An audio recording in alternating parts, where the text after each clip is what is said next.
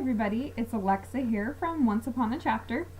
Kind of weird for me to say that because I think this is the first video I've done announcing myself as something other than my old blog. So, if you haven't ever seen me before on Stephanie's blog, which would be a little bit hard since I've been around here before, Bianca and I joined Stephanie's blog here, and I'm so excited for it, and so now I'm going to do all of my posts and do all my TBRs over here.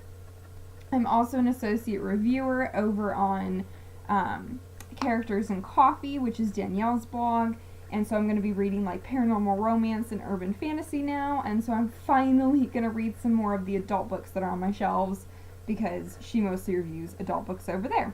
So you can check me out both here at Once Upon a Chapter and over there because the books that I'm going to read from now on are for both blogs.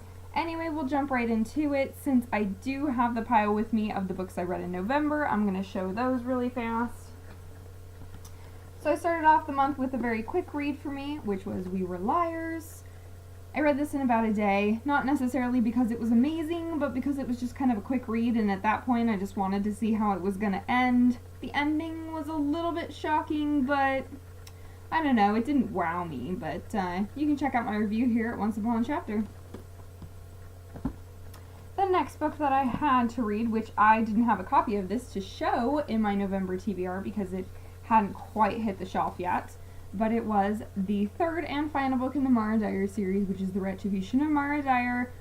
Also didn't really wow me. I think I gave this one a 4, but it did have a lot of issues for me, and I don't really feel like it answered a lot of my questions. But if you're up to date on this series and you want to see what I really thought, you can also check out my review, because I already wrote it. I also finally got around to reading Insurgent, which is the second book in the Divergent series. I found this one to be a heck of a lot better than Divergent. However, I was with it all the way up until the ending because sadly the ending for me felt a lot like a repeat of the storyline of The Maze Runner, which I think Divergent series came out before the Maze Runner series. However, the two just felt very similar to me, and so, I don't know. The ending kind of left me like this is really where you're going with this, so, I don't know. I want to have faith in Veronica Roth. I want her to definitely wrap up the series in a way that I think it should in the third book. And also, I became a bit obsessed this month. Since I am now blogging at Danielle's blog, I needed to read some urban fantasy books for her blog, and one of her favorite reads, and actually one of her little caricatures, apparently I can't say that word. One of the characters on the top of her header is actually Kate Daniels from the Kate Daniels series, which includes Magic Bites. Sorry, this is the first book in the series. I've owned this for a very long time. I even own it on audiobook. Finally got around to reading it. It was a good quick read to introduce you to a fantasy world, and so I wanted to continue. So then I went out and I bought Magic Burns, and then I read Magic Burns, and I was even more enthralled with the world. This book was a lot better than the first book in the series, and so I needed more. And then I went on to read the third book, Magic Strikes. This book was the best book in the series so far to me. It had just everything you could ever want in any book that you read. It doesn't matter if you read urban fantasy or not. This book had humor and romance and action and fight scenes and sword fights and magic and just everything. So then because I just needed more, I went on and I finished this book actually on the very last day of November, which is Magic Bleeds, which is the fourth book in this series. This one was a little bit of a letdown from the third book, but I don't know. Good series so far. I definitely want to continue. However, I'm going to take a break from it because reading 4 of these in a row, I definitely need to read some other books about some other characters besides reading about these characters, even though I love them so much. So that is what I read in November. So 7 books, 2 of which, Mara Dyer and Insurgent, were pretty big books, over 500 pages each. So felt pretty good about what I read in November. And now let's transition into what I hope to read in December. I didn't really notice this until I was about to actually put all the books out so that I could show them to film it, but I apparently want to finish a lot of series in December before the new year hits. I didn't really plan it this way, it's just kind of what I wanted to read, and so you'll see what I'm talking about. So, again, on my pile for December to read is The Death Cure, which is the third and the final book in the Maze Runner series. There's a prequel book to this, but Johnny read it and said it was horrible, which is called The Kill Order, or The Killing Order, or something like that. I don't know. He said it was really, really bad. So I'm just going to read this and finish off the series, and we'll see where it goes. I know that this was on my other... It's actually kind of a cool back. I know that this was on my pile before, and I didn't get to read it in November, so because I got caught up in the Kate Daniels world. So now I need to read it, and if I read this, I finish off this series, yay, because I have been reading this series for a couple years now.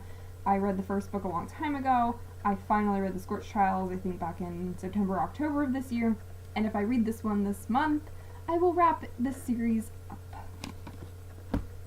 Another series ender for me would can't even talk, would be to read Allegiant, which is the third and final book in the Divergent series. Ugly sticker that I need to take off because I hate stickers on my books. But, yeah, this is the final book in the series. I'm a little bit intrigued as of where my standpoint is right now in the series to see how it all ends. I hope Veronica Roth comes through. I think I already know how this one ends, though. Even though I haven't read official spoilers for this one, I think I know what happens, which is if... I really can't talk. I need to slow down. If what happens in this book is what I think happens in this book, I will be calling up Stephanie and screaming to her as long as it's before, like, 9 o'clock my time, because otherwise she'll be in bed. And I'll have to send her a very lengthy text message or email. But if what I think is going to happen happens in this book, yeah, Stephanie is going to be getting a phone call from me, and she's going to be getting an earful, because she really encouraged me to keep reading with the series and to read the next book and keep going. I feel like my heart is already going to break and I haven't even read this one yet. That's how scared I am. Not really a series finisher, but it would catch me up to the series of this point. The series is a contemporary series, though, so the books are more of a just kind of a continuation of the series, but not really. They could all stand alone and you'd be perfectly fine reading them out of order.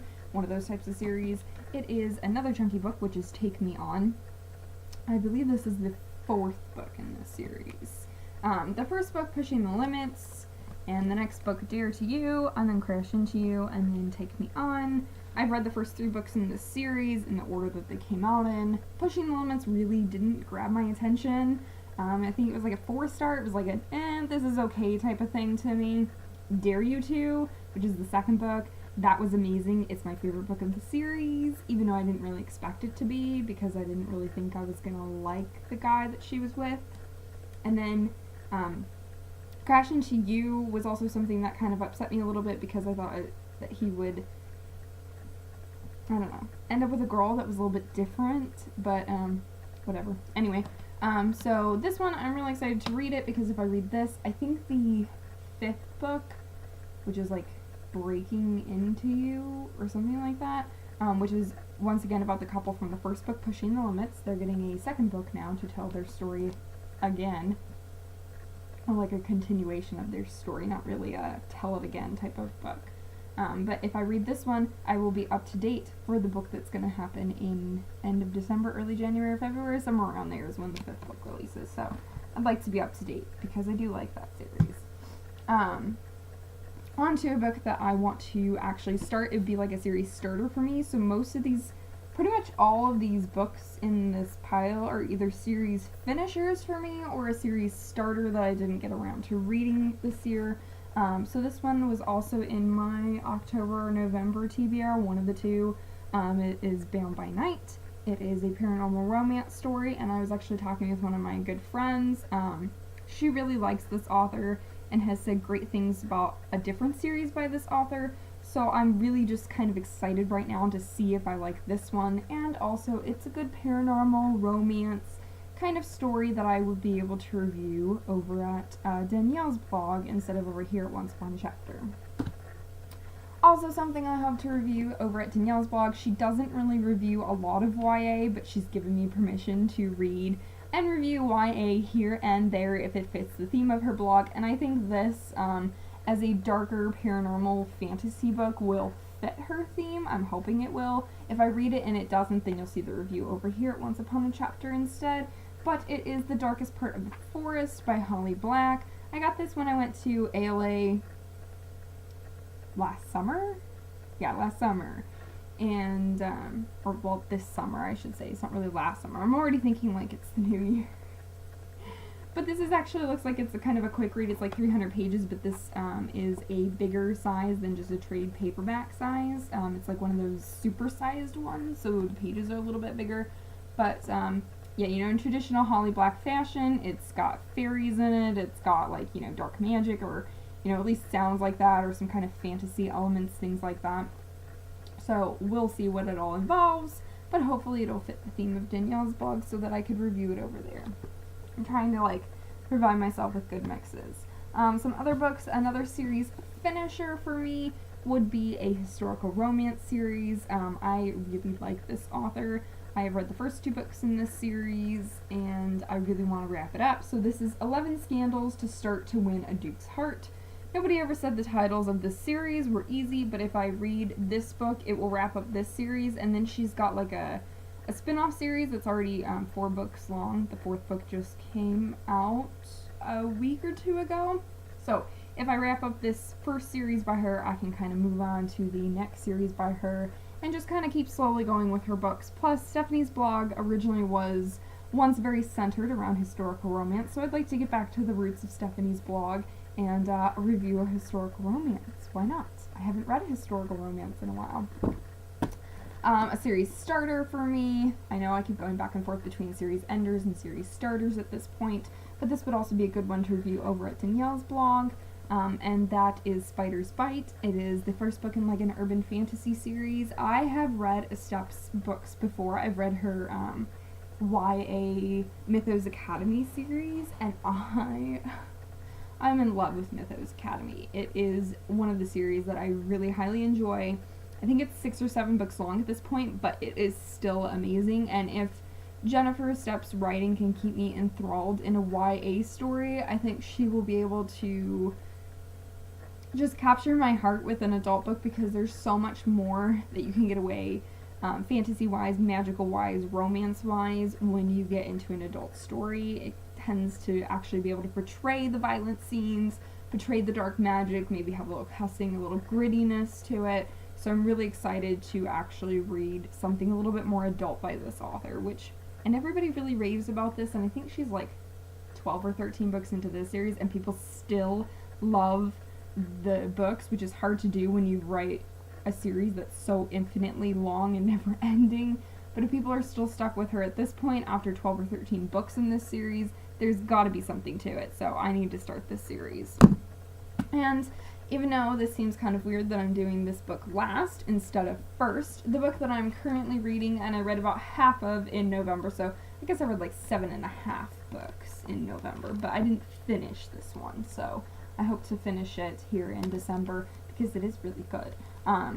Everybody's been talking about this, but I picked it up from the library, so it's Snow Like Ashes, which is a YA, like, fantasy story, between like different kingdoms, and I really like this type of fantasy because it's the type of fantasy that feels like new meets old. And what I mean by that is that I always feel like fantasy that has the standpoint of knights and medieval castles and kingdoms with some magic and some dark world powers thrown in is kind of what I would describe this book as.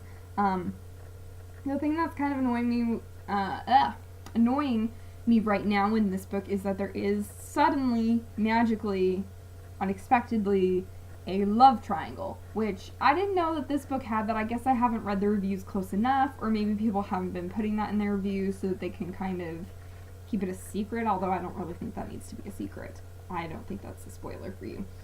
But yeah, suddenly there's this second guy who's been thrown into the mix in the middle of this book. Like I said, I really literally am like 200 pages into this, and it's a 400-page book. So yeah, literally in the middle of this book, there is a second guy thrown in. I'm not quite sure how I feel about that yet, but we'll see how it goes from here. I really like the main character. I like the world that they live in. I like the cause that they're fighting for. I like the little hints of magic in there. I like the castles and the kingdoms and the fights for who's king and queen and royalty and all of that stuff. So all of that's really good. And for right now, I'm kind of torn on the two guys thing. I know it's a YA trope, but we've seen it a lot in YA, and I really didn't expect to see it here. Anyway, now that I've been rambling for 15 minutes and you probably got bored during the first 5 minutes of this video, I'm going to let you go. So let me know what you're reading, and be sure to check me out now here at Once Upon a Chapter and also over at Danielle's blog, which I will hopefully remember to leave a link below. And if you've read any of these books, which I'm sure some of you have because some of them are very popular books, be sure to let me know what you've thought of them. And if you read the Kate Daniels series, be sure to talk to me about that too, because I really want to ramble about it to somebody, which I'm sure there's lots of somebodies out there to talk to about it. I have so many feelings with that series now. I'm attached. Anyway, that is it for me, so go ahead and let me know what you're reading this month because I'd love to know. Thanks, guys. Bye.